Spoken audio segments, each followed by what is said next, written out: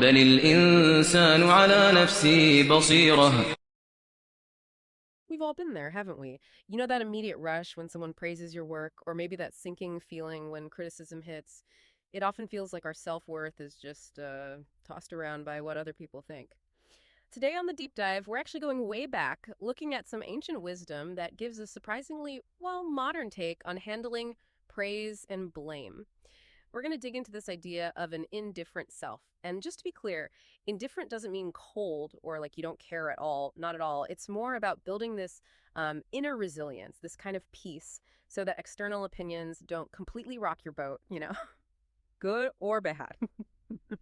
Exactly. Our source material today is a really insightful text called Praise, Blame, and the Indifferent Self. It's got these timeless observations and even a great little historical story. So our mission here is to unpack it all, help you figure out how to maybe process feedback without it defining you, and find that steady inner compass in, let's face it, a pretty noisy world.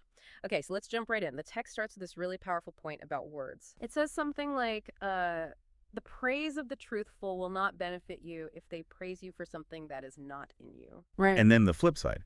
And the blame of the blamers will not harm you if they blame you for something that is not in you.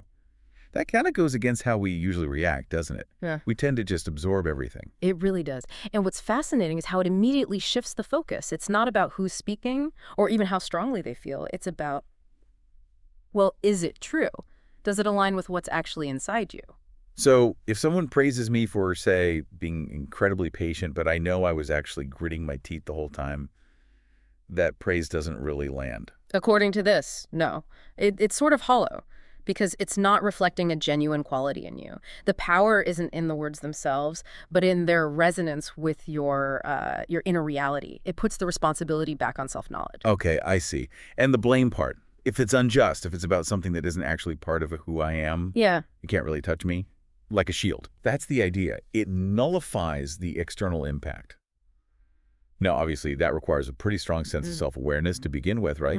To be able to distinguish, okay, is this criticism valid or is it just off base? Yeah, that's the tricky part, building that internal anchor instead of just swaying with every comment. Exactly. It challenges you, me, all of us, to ground our identity in who we actually are, deep down, not just in the reflections we see in other people's opinions. Yeah. It's like developing an inner filter. You constantly have to ask, okay, is this me or their perception of me? Then the text brings up something that feels so incredibly true, even maybe especially today. This idea that you cannot please everyone. It's impossible. Oh, absolutely. It says no matter how righteous a person becomes, they will inevitably have those who dislike them. And it even mentions prophets not being liked by everyone.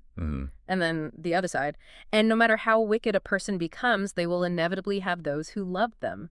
It uses examples like Pharaoh and Nimrod having people who love them. That's stark. It is stark, isn't it?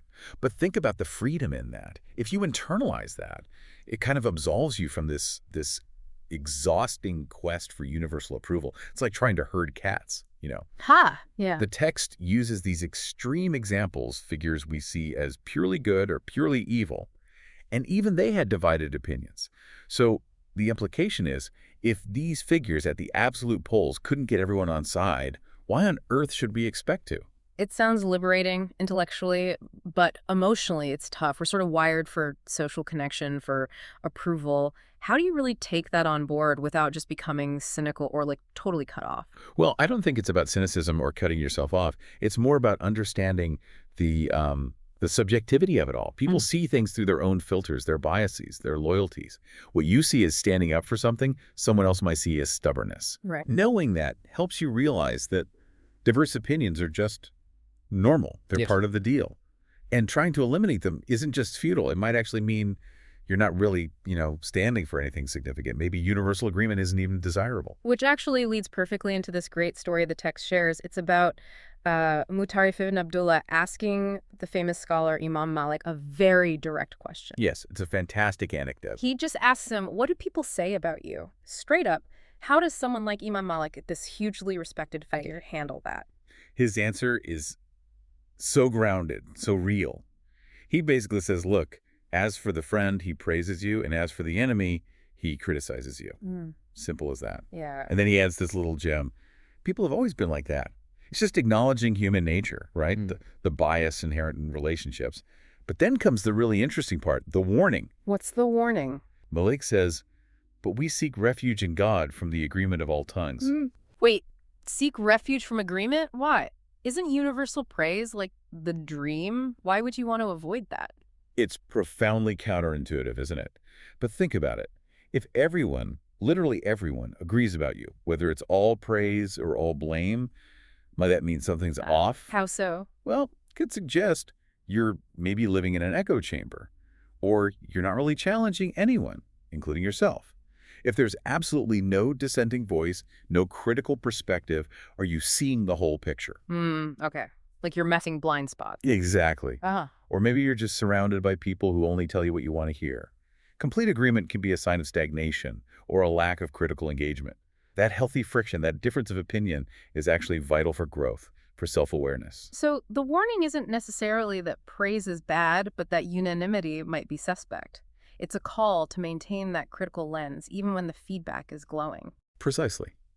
It encourages you to value diverse perspectives, even the ones that make you uncomfortable, because they might hold a piece of the truth you're missing.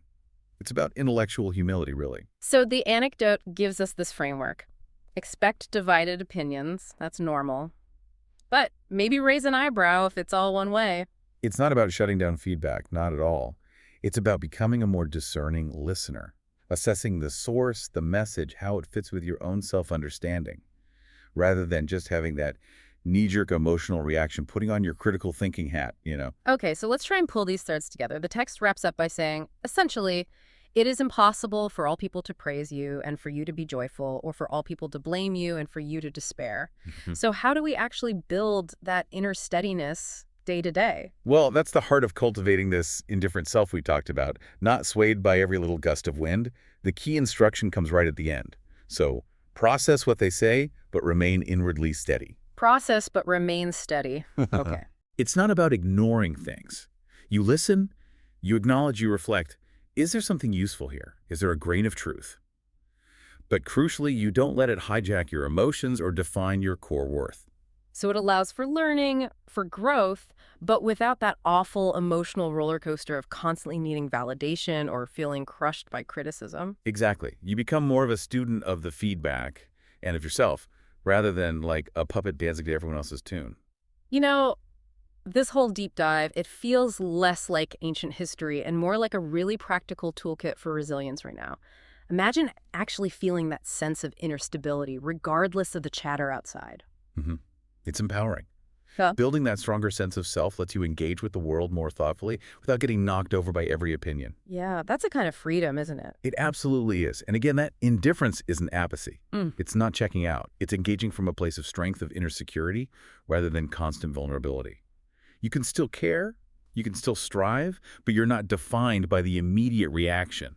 You're anchored. So just to recap, we've explored how empty praise doesn't really build you up, and unfair blame doesn't have to tear you down. We've looked at the, frankly, unavoidable truth that opinions will always be divided, even for the best and worst among us. And that crucial advice from Imam Malik. Accept the division, but be wary of total agreement. Right. Which brings us to our final thought for you to consider. The next time someone offers you praise or maybe some criticism, pause for a second. Instead of that immediate gut reaction, ask yourself this. What if real freedom isn't about trying to control what everyone says about you? What if it comes from building an inner self so grounded, so steady that those external words, good or bad, sweet or sour, just become pointers on the path, rather than the forces that dictate your entire journey? What kind of steady ground are you working on building inside yourself?